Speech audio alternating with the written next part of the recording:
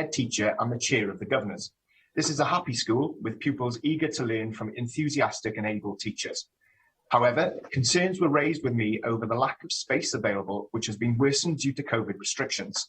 Staff spend non-teaching time working from their cars or in corridors, and pupils have just one toilet to share between a class of 30 in a temporary porta cabin. Whilst pledges have been made to provide additional porta cabins as a temporary solution, a permanent solution is available with ample classroom space found in the loft of the school building.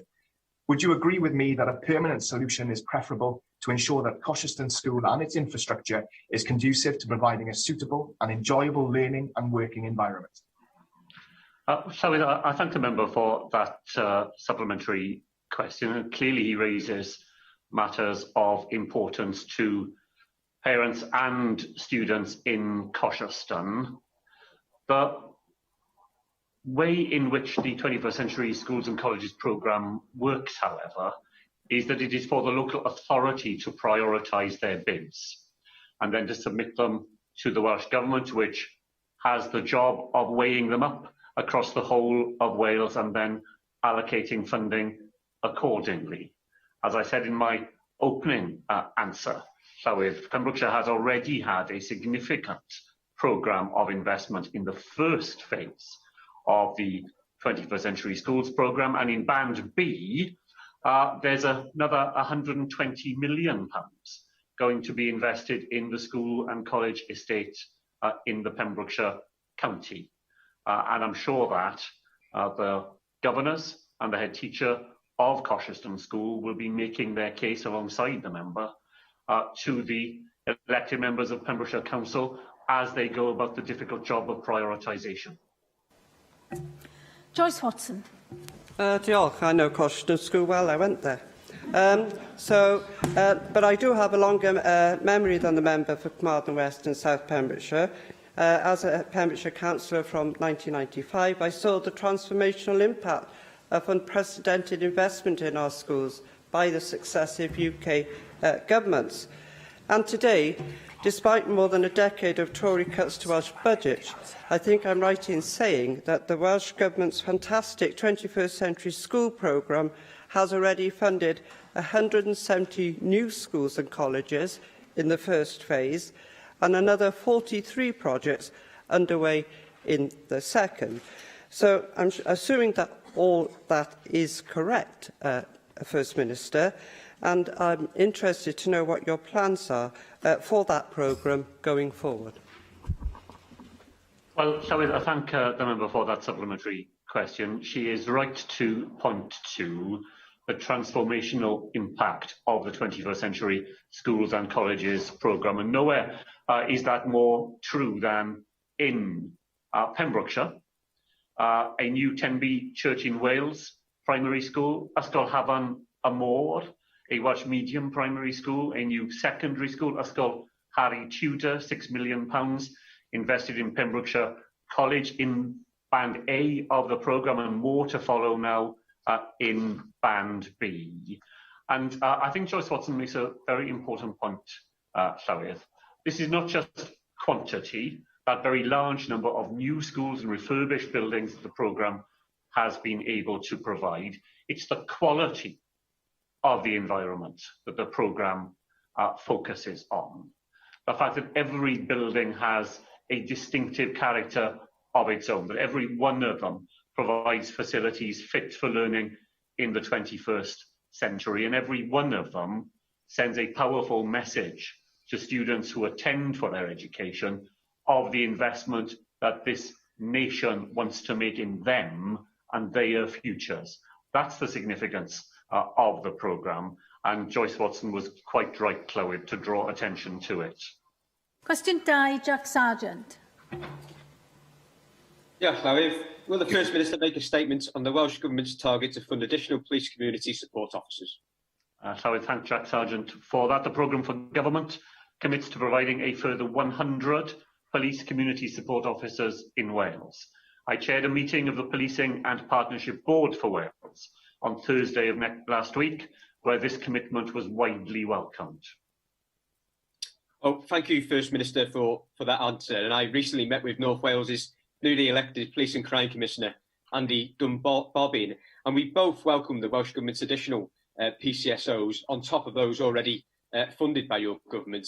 But we were both extremely concerned about the UK government's failing to deliver the 62 police officers that the Prime Minister promised for Deeside. In fact, the Home Office just recently were only able to talk about recruitment rather than additional officers, and it was completely unclear whether this was to replace officers who have already left the force.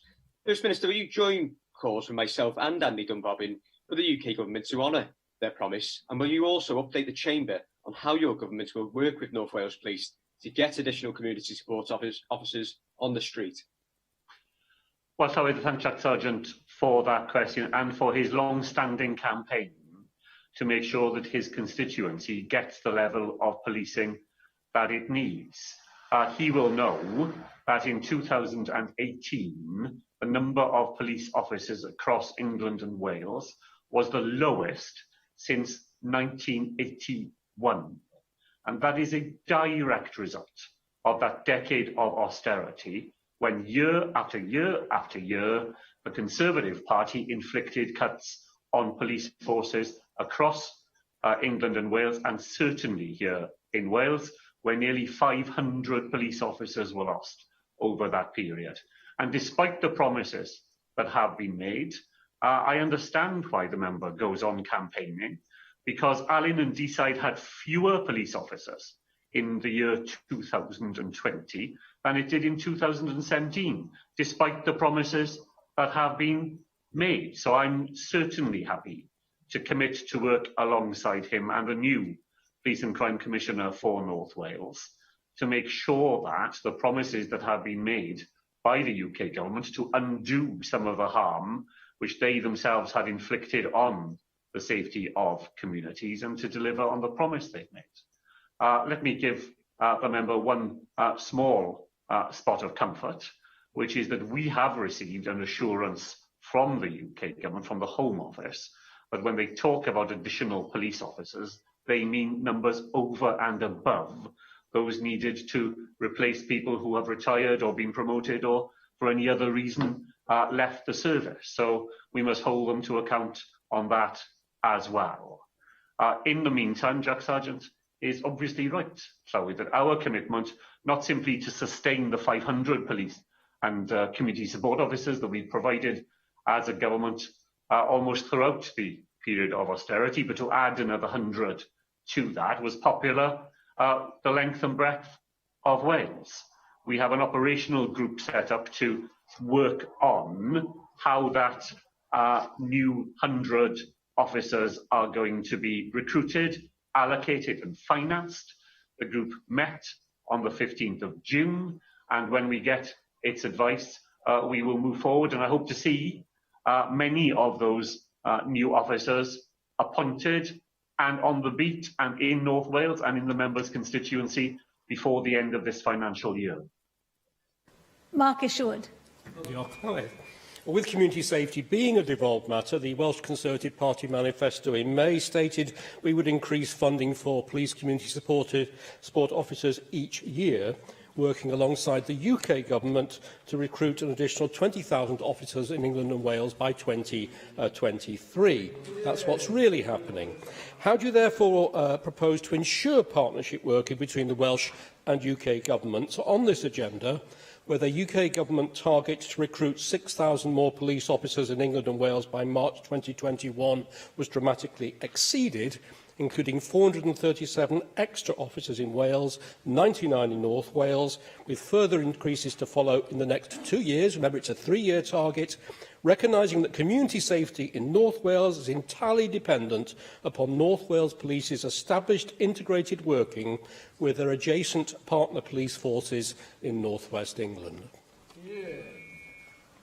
Well, I'm glad to hear the member's figures that show that his party is finally making good some of the damage that they inflicted on policing in Wales over a decade in which every time they cut the budget, he supported them in doing so. I agree with him, however, on the importance of working across boundaries to make sure that communities in Wales are kept as safe as possible. I said in my opening answer, Llywyd, that I chaired a meeting of the Policing and Partnership Board for Wales on Thursday of last week, and I was glad to welcome the Secretary of State for Wales to that meeting and to hear his contribution to it. Where the UK government is prepared to come to the table in that way, I welcome it. And it allows us to work together on areas where there are common concerns and clear interests of Welsh people in doing so. Rhys Bowen. Diolch yn fawr, Llywydd. Prif Weinidog, the Welsh Government has funded CCSOs, or PCSOs as they were then called, for nearly a decade. I can reiterate that Welsh chief officers are happy with that. They're glad for the additional funding, and it's raised their capability and their visibility, which their English counterparts don't have. But as this is a reserved matter, policing is still a reserved matter, and the funding, therefore, is discretionary in nature, how secure is this funding for the future? Diolch. Oh, well, the funding is entirely secure, Llywyd, for the rest of this Senedd term. My party's manifesto committed us to that, and it committed us to the extra 100 officers that will now be provided. Provision is already made in this year's budget to begin that process. And as I say, I look forward to seeing that appointment process underway so that we can begin to spend the money that we've set aside and then to build that up so that we are funding the whole of the 600 officers to which we are committed as soon as that process is able to have them in place. Cwestiynau nawr gan arweinwyr y pleidiau. Arweinydd y Ceidwadwyr Cymreig, Andrew Davies. Thank you, Presiding Officer. First Minister, 2 weeks ago, in response to my colleague Janet Finch-Saunders, you said the reason why low area status has moved up is because the importation of TB by farmers buying infected cattle and bringing them into this area. That caused a huge amount of distress and hurt in the agricultural industry. Do you accept that's a misleading statement, First Minister? Sorry, I repeat for the record that assessment of disease report forms show that 8 in 10 confirmed breakdowns in low TB areas, and it was a low TB area that I was being asked about, are primarily attributable to cattle movements. So it's important to get that on the record as well. I'm grateful to the member for his question, though, because it allows me to say that, of course, farmers in Wales work very hard indeed through the biosecurity regimes that they put in place to try and protect their herds against TB. And they need to go on doing that, and they need to go on doing that alongside the Welsh Government and everything we put in place in order to go on bearing down on the scourge of TB in cattle, the harm it does to animals themselves, but also the very real impact which contracting TB in a cattle herd has on those who worked so hard very often to build up those herds and to look after them. None of that can take away from the known facts that in low incidence areas it is cattle movement rather than, as I was being asked by Janet Finch-Saunders, rather than badger-driven spread of the disease that lies behind additional outbreaks. First Minister, the distress of that statement is that you identified farmers as being part of the problem. You know and I know that the regulations that are in place from the Welsh Government require that all cattle that are moved prior to movement have to undergo a TB test, and that test is valid for 60 days. So the farmers themselves are doing all they can, along with the Welsh Government, in fairness, with the regulations that they've put in place. We will disagree about the overall campaign that the Government are undertaking here in Wales, but that, I hope you will recognise, was a deeply distressing statement to make by yourself as First Minister, given that there is pre-movement testing of all bovine animals in Wales and animals that come into Wales from England. So will you apologise today for that distress that you have caused by that statement to the farming community, accepting that we do have policy differences about how TB should be tackled? Let me put it like this. It was never my intention to cause distress to anybody in the statement that I made. What I was pointing to was that the question I was asked, which sought to place the blame for rises in TB in North Wales in low incidence areas, would best be dealt with by badger culling. I make no apologies for repeating the fact that that is not the policy of the government, nor would it be the right response. Farmers themselves do have responsibilities. They have responsibilities for cattle movement, and they have responsibilities for discharging the testing regime. And I'm happy to repeat again that I know the enormous efforts that farmers make to keep their herds safe and to comply with those regimes.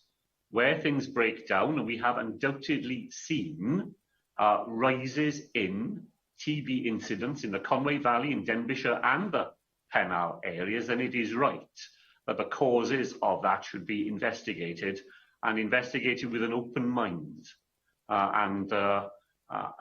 That involves all the players who have a part to play in keeping those herds safe and reducing TB in those areas. Well, I regret the fact that you are unable to put an apology on the record, First Minister, but I'm grateful for your more detailed explanation around the sentiments of your comments some 2 weeks ago. If I could address in my third question to you the change of policy within 72 hours around the Llandeilo bypass, which I appreciate was a policy agreed with Plaid Cymru in a budget deal in 2017. I happen to believe that there does need to be a bypass for Llandeilo. I also believe there's other towns that require bypasses as well, such as Dinas Powys in my own electoral regions, which have been campaigning for some 50 years. But what I've struggled to find consistency is the remarks of the Minister on his feature in the Chamber that said, "I think it would be very odd if we'd left Llandeilo out of the whole of Wales review, and I would have certainly raised some questions." So why in 72 hours did the policy position change, or is this just pork barrel politics? Well, so is the Minister set out subsequent to his statement on the floor of the Senedd the position of the Welsh Government. Let me be clear, when this government strikes an agreement with another party, it is our intention to honour that agreement. We had an agreement with Plaid Cymru in a previous budget round. That involved a bypass at Llandeilo, and the roads review, which is a very important policy and will be carried out in accordance with the transport hierarchy that we set out at the end of the last Senedd term, but it will honour the agreement that we made. Arweinydd Plaid Cymru dros dro, Rhina Biorwerth. Diolch, Llywydd. Mae adroddiad diweddar'r Comisiwn Befan gafodd ei gyhoeddi heddiw yn ddigon i sobri unrhyw un. Dwi'n gobeithio gwneud o ddeffro'r Llywodraeth yma i weld dyfnder effaith plodi ar ein cymunedau ni, problemau sydd wedi dod yn fwy amlwg wrth gwrs yn ystod y pandemig yma. Mae'n dangos yn glir iawn yr anghydraddoldebau difn iawn sydd yn y cymdeithas ni. Un o bob 10 cartre heb sicrwydd am ddyfodol y to uwch i penw. 80,000 wedi cael clywed yn y pandemig bod rhaid iddyn nhw ddod o hyd i gartre newydd. Ond o fori mi fydd y policy no evictions yn dod i ben. O ystyried canfyddiadau'r adroddiad yma, nwch i ail ystyried hynny? Well, Llywydd, of course I agree with what the member has said about the way in which the pandemic has exaggerated the inequalities that were already far too evident in our society.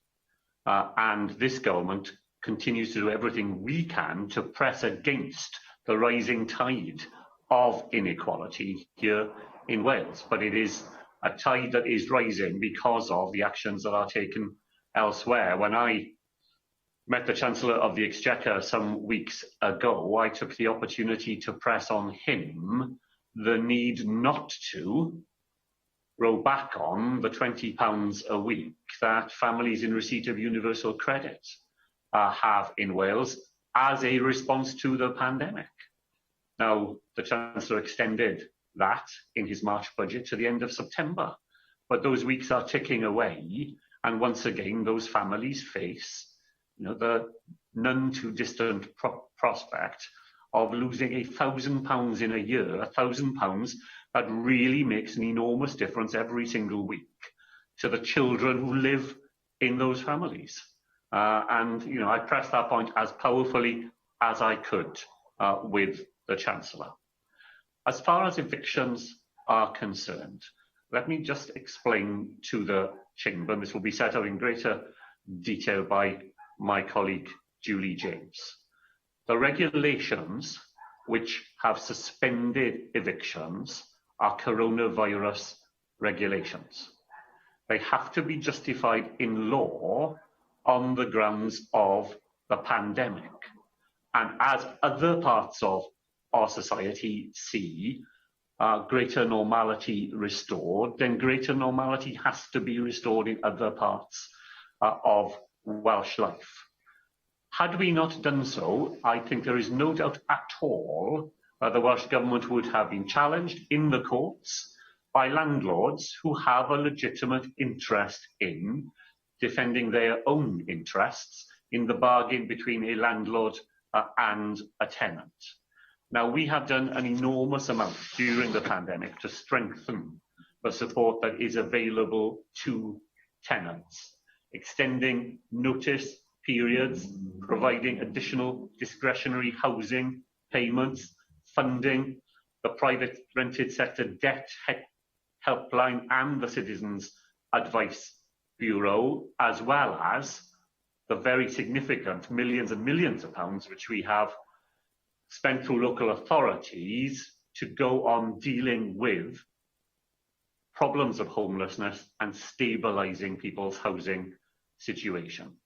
As the time comes when those regulations have to be lifted, the Minister will set out further assistance that we will provide to tenants in that position in order to minimise the risks that people run of becoming homeless and having to be rehoused in other ways by statutory authorities.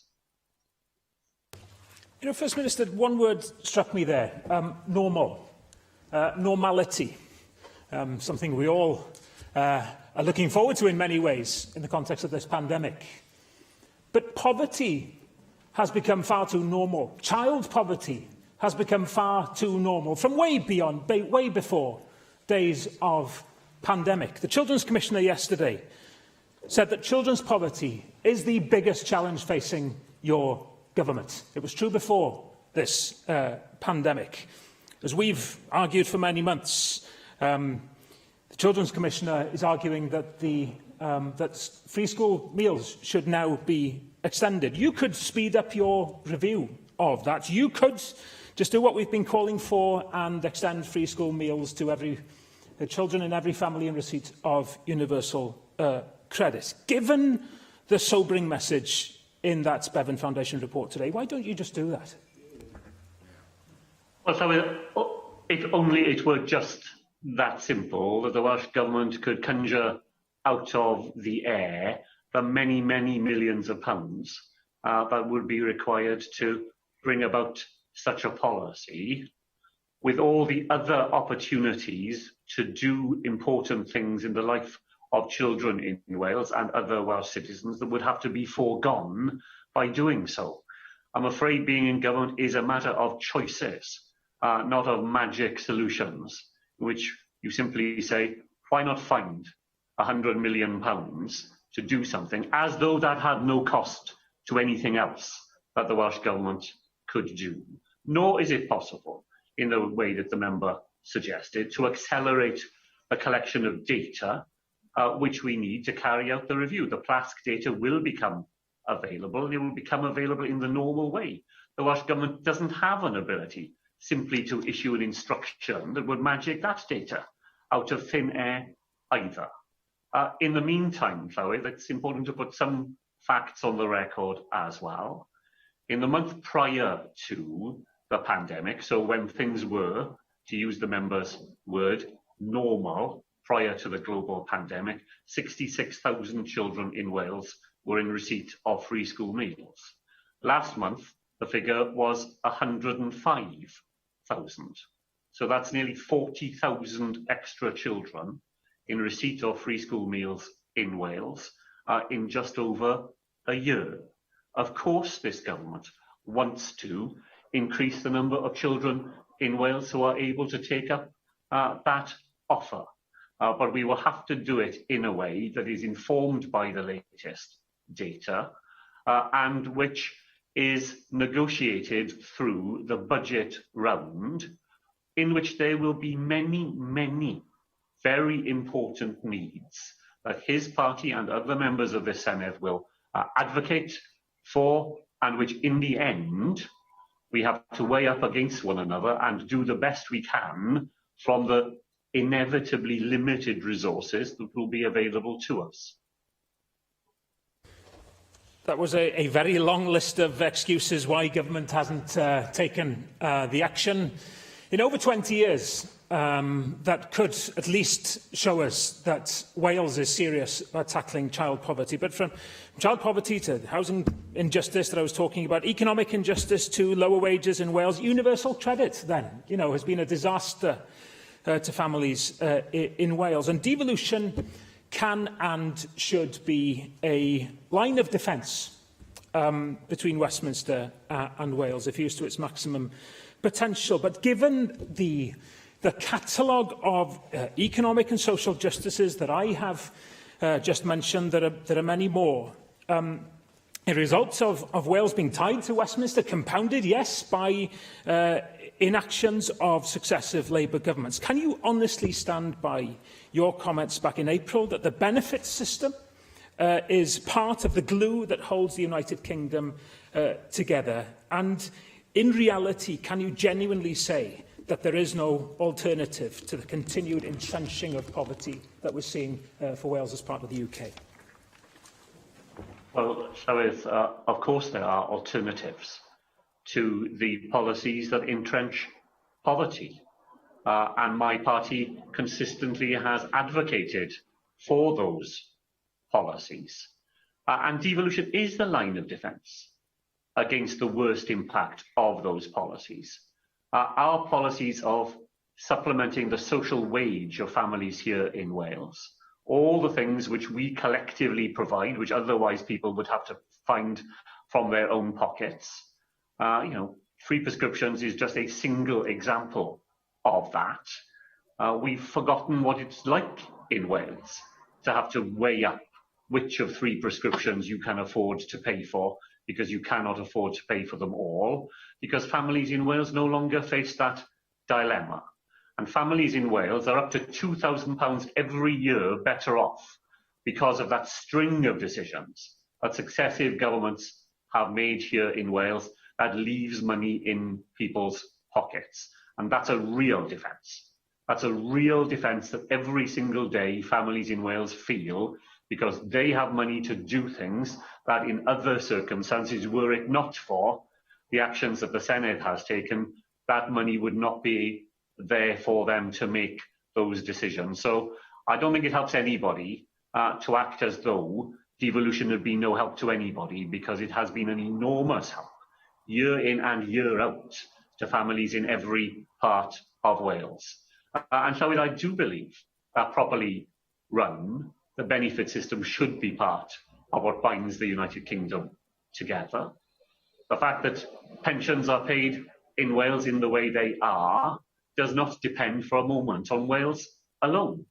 It depends upon that far bigger pool of risks that are placed into that pool and then rewards shared out between us. And that's just one example of the way in which a UK-wide benefit system continues to be to the advantage of Welsh people. It could be far more to our advantage, of course, if there was a government with a genuine commitment to redistribution, to using the engine of redistribution that the social security system should be.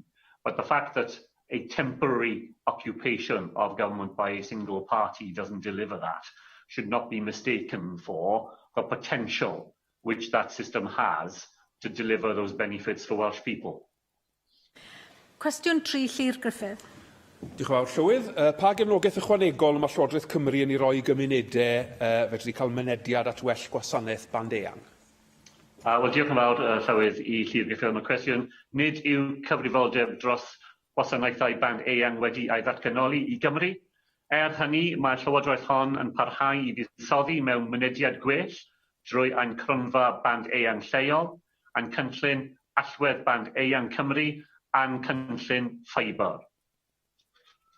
Wel, diolch i chi am yr ymateb hynny. Fydden ni yn falch petai chi'n cadarnhau bod y cronfeydd yna i gyd yn agored ac yn fyw ar hyn o bryd, oherwydd dwi wedi cael cyswllt gan rhai cymunedau yn cynnwys Cyngor Llanrhaeadr yng Nghynmerch a Chyngor Cyffylliog yn Sir Ddinbych, sydd wedi cytuno i weithio gyda chwmni i ddod â band eang ffibr i'r ardal a cymryd mantes wrth gwrs o'r cyllido sydd ar gael o Lywodraeth y Deyrnas Unedig, a'r bwriad wedyn o fanteisio ar yr ariannu ychwanegol sy'n dod o gyfeiriad Llywodraeth Cymru. Cyn yr etholiad, mi ddwedwyd bod yr ariannu hwnnw yn dod i ben oherwydd y cyfnod etholiadol. Ers hynny, maen nhw'n dal i aros am sicrwydd bod y cronfeydd hynny bellach ar agor unwaith eto. A mae hynny, wrth gwrs, fel llwch chi ddychmygu, yn destun rhwystredigaeth, oherwydd mae yna dros 1,000 o gartrefi yn yr ardal dwi'n sôn amdano fe, y rhan fwyaf ohonyn nhw a mynediad sâl i fand eang, ac i ni'n gwybod am ardaloedd eraill ar hyd a lled Cymru sydd yn benna, wrth gwrs, mewn ardaloedd gwledig sydd yn wynebu yr un sefyllfa. Felly, allwch chi gadarnhau pryd fydd y cymunedau hyn yn cael cadarnhad fod ariannu ar gael mwyn taclo problem sydd, wrth gwrs, yn dal i fod yn problem yn fwy na fydde unrhyw un ohono ni ddymuno. Wel, diolch i Llywodraeth am y cwestiwn ychwanegol na. A problem yw, mae'r Llywodraeth y Deyrnas Unedig wedi newid y cynllun sydd da nhw. Mae newydd wedi lansio sgîm newydd i helpu bobl yn y sefyllfa mae Llywodraeth wedi gyfeirio ato. Ni'n wedi cytuno nawr gyda Llywodraeth y Deyrnas Unedig ar y cynllun newydd, a ni'n dal i fod yn penderfynol i roi arian ychwanegol ar ben y cynllun y Deyrnas Unedig i bobl yma yng Nghymru. A dwi'n meddwl heddi mae Llywodraeth y Deyrnas Unedig wedi cyhoeddi datganiad sy'n rhoi fwy o manylion am y cynllun newydd ac yn cadarnhau bydd yr arian sy'n wedi dod o blaen o'r Llywodraeth yma yng Nghymru, 3,000 o bunnoedd i'r unigolion, 7,000 o bunnau i busnesau, bydd hwnna yn parhau. Nawr, dwi ddim cweit yn siŵr pryd bydd cynllun y Deyrnas Unedig yn mynd i agor i'r bobl, ond beth dwi wedi weld heddi yw bydd hwnna ddim yn rhy bell nawr. Paul Davies. Diolch, Llywydd. Prif Weinidog, amcangyfrifir bod tua 75,000 o bobl hŷn yng Nghymru wedi nodi bod yn teimlo'n unig bob amser neu'n aml, ac mae'n amlwg bod yn rhaid ystyried unigrwydd ac arwahanrwydd fel blaenoriaeth iechyd cyhoeddus. Felly, i bobl hŷn, mae mynediad at gwasanaeth band eang gweddill yn holl bwysig, ac mae hyn wedi helpu bobl i aros yn gysylltiedig â theulu a ffrindiau, a chael mynediad at gwasanaethau ar-lein defnyddiol yn enwedig yn ystod y pandemig. Prif Weinidog, beth mae Llywodraeth Cymru yn ei wneud i helpu gynyddu cynhwysiant digidol ledled y wlad, a shwt mae'r Llywodraeth sicrhau bod gan bobl hŷn ym mhob rhan o Gymru mynediad at wasanaethau band eang priodol mwyn diogelu iechyd meddwl a lles bobl hŷn. Llywydd, diolch i Paul Davies hefyd am y cwestiwn. Welais i ar ymchwil oedd yn gyfeirio ato am yr effaith mae'r pandemig wedi gael ar bobl sy'n byw ar bennau hunan ac ar yr bobl hen oed yn enwedig. So ni'n bwrw lan gyda'r buddsoddiadau ni wedi roi fel Llywodraeth, fel wedais i yn yr ateb reiddiol, nid cyfrifoldeb ni yw i roi gwasanaethau band eang yma yng Nghymru, ond ni wedi buddsoddi miliynau o bunnoedd i helpu i dosbarthu y gwasanaethau na i bobl ym mhob gwr o Gymru.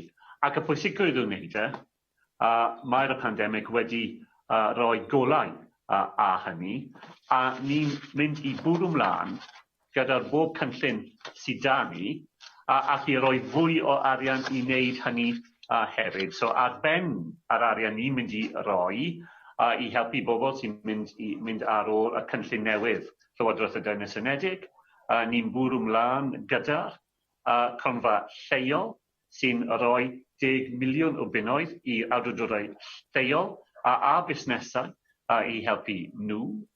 Fwy o arian am y raglen sydd wedi dod ar ôl Superfast Cymru.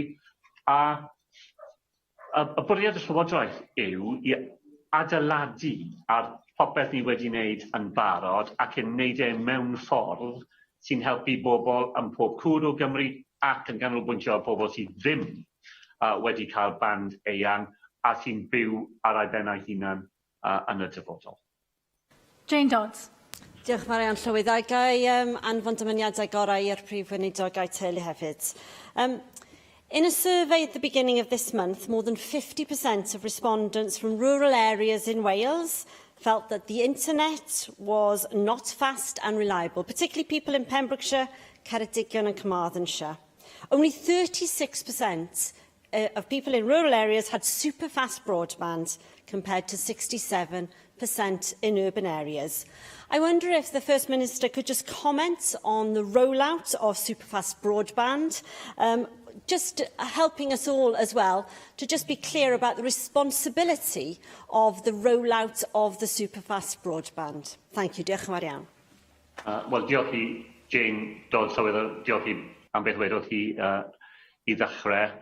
Well, look, in terms of responsibility, it is completely clear this is not a devolved matter. It is a responsibility of the UK government, and in the fashion that you would expect, given their ideological predilections, they thought that they could rely on the market to provide a service of this sort. And clearly, the market has failed, and the market will always fail in those places to which Jane Dodds has referred. The market will take care of densely populated areas where there's money to be made, and will never provide a service in remote and rural Wales where the cost of delivering fast broadband to a particular property will always exceed the money that is to be recouped from the people who live there. That is why the Welsh Government stepped in. That is why we were part of Superfast Cymru in the previous Senedd term, over £200 million invested, 733,000 premises provided with fast, reliable broadband. Now, access to full fibre broadband at 21% of premises in Wales is higher than in England or in Scotland. But it was, I think, disappointing that the UK government's plans, which were to provide gigabit broadband to all premises in the UK by 2025, has since been scaled back. So instead of it being 100% commitment as first announced, it's now been reduced to 85%. And the problem is, as Jane Dodds was suggesting, I think, is that those extra 15% will continue to be those people in those rural and remoter parts of Wales where the costs involved are very significant. So we will go on with our successor programme to Superfast Cymru and with the other programmes that I have outlined in my earlier answers, Llywydd, to supplement what is available from the UK government, spending Welsh money where UK money ought to be more generously invested in order to go on trying to find ways of providing the sort of high-speed, reliable broadband connections that we've all learned to be so important over the last 15 months and which are particularly significant in those rural communities. Cwestiwn 4, Ken Skates. What is the First Minister's current assessment of the spread of the Delta variant in Clwyd South? Thank the member for that question. So the Delta variant is now widespread, both in Clwyd South and elsewhere in Wales. Our vaccination programme continues to offer the best means of combating the spread. Well, thank you, First Minister. And being fully vaccinated against COVID is clearly a citizen's best defence against this terrible virus and the many variants of it. Could you just outline how, in addition to being amongst the world's very best performing nations in terms of the first dose, Wales is so successfully accelerating the rollout of the second dose of the vaccination?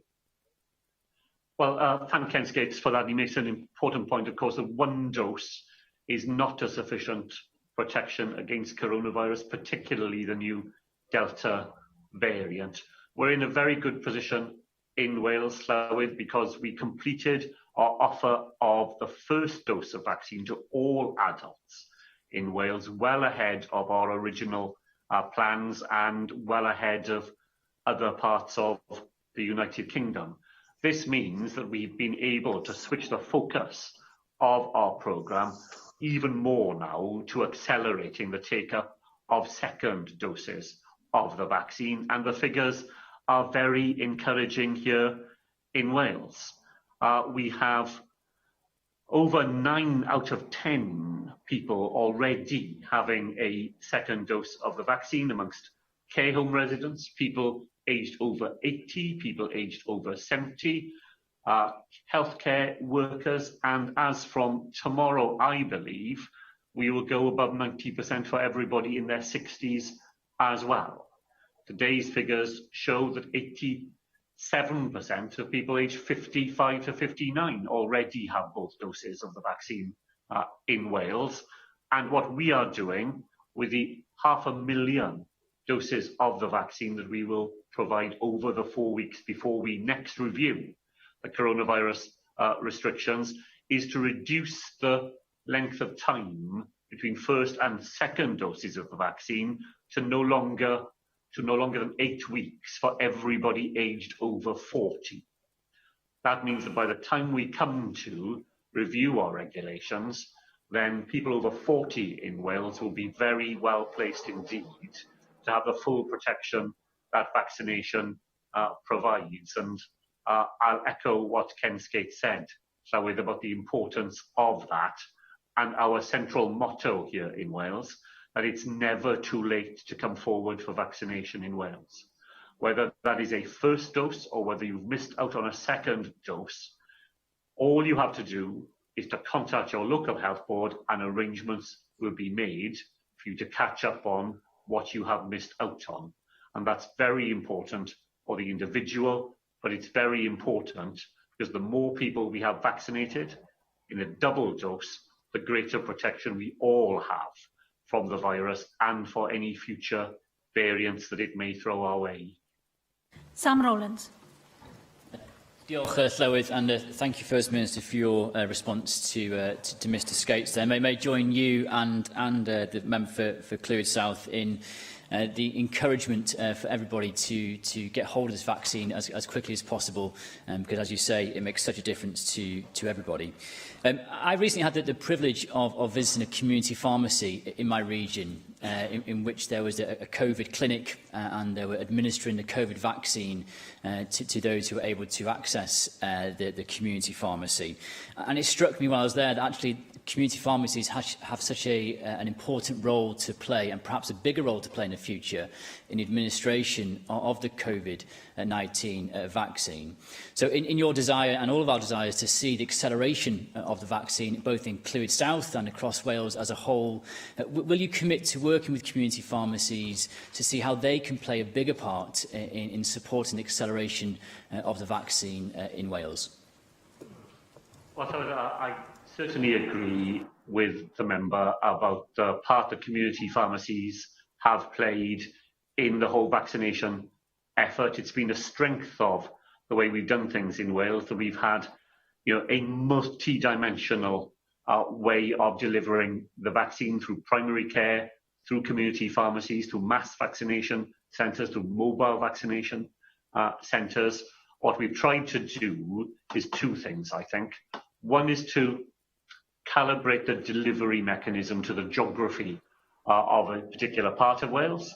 And then secondly, to calibrate the delivery to the different age groups that we are targeting and to provide opportunities for vaccination in a way that meets the life circumstances of different age groups. And in that, community pharmacy has played a very important part and will, I know, be part of the mixed repertoire of vaccine provision for the future as we look to go on making sure that we provide offers of vaccination in a way that are the most convenient, the most easily accessible and the most readily available to people in order, again, I thank the member for what he said and echo what he said, in order that we get the maximum number of people possible vaccinated in Wales.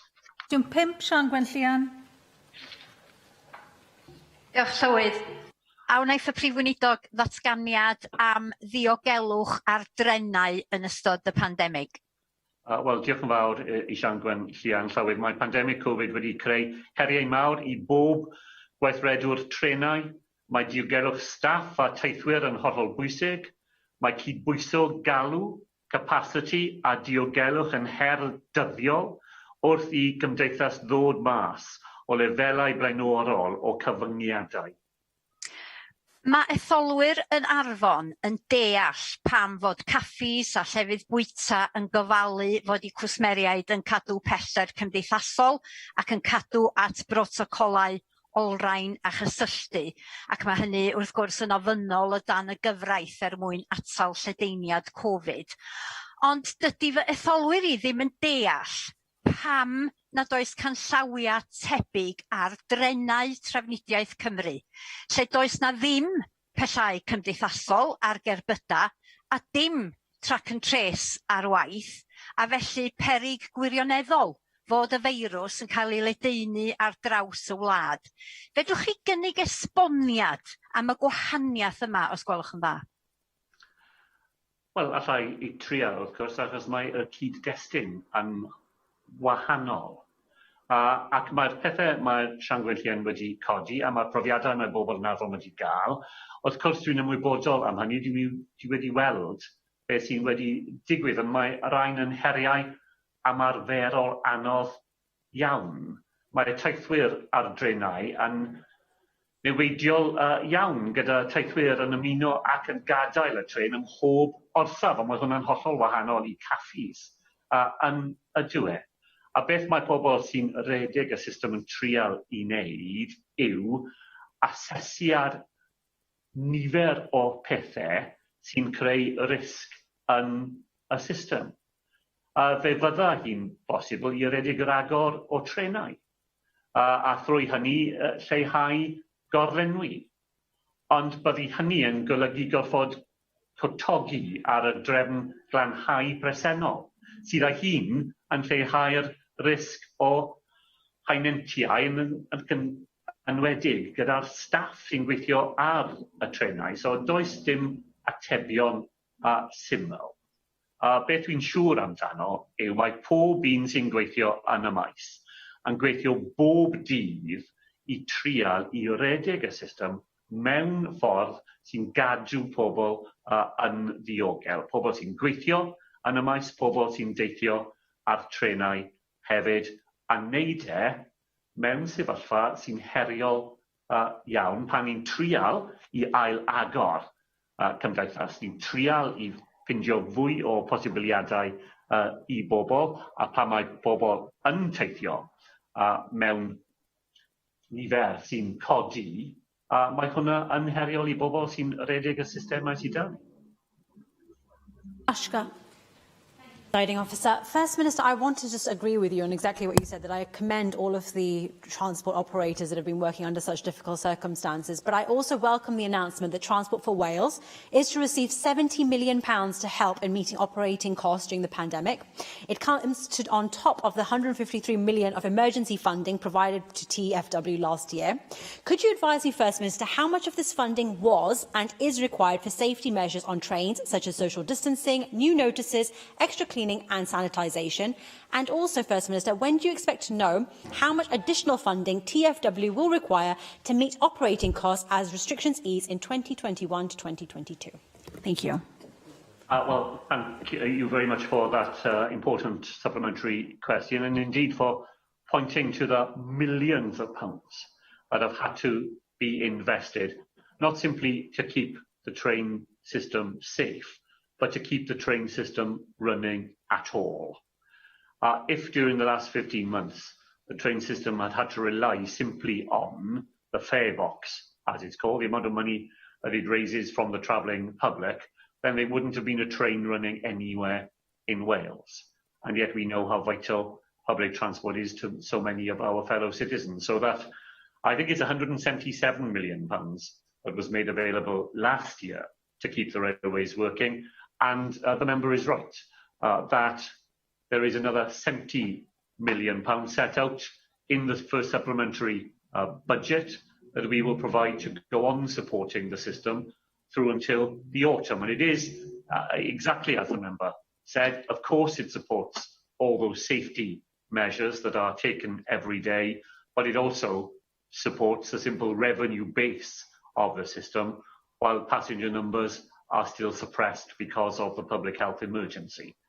I think the member is right as well, Llywydd, that beyond the autumn, we are likely to have to provide further assistance to our public transport system, trains and buses, to allow them to expand the number of passengers they are able to carry safely, and to go on operating under the continued restrictions that coronavirus will bring.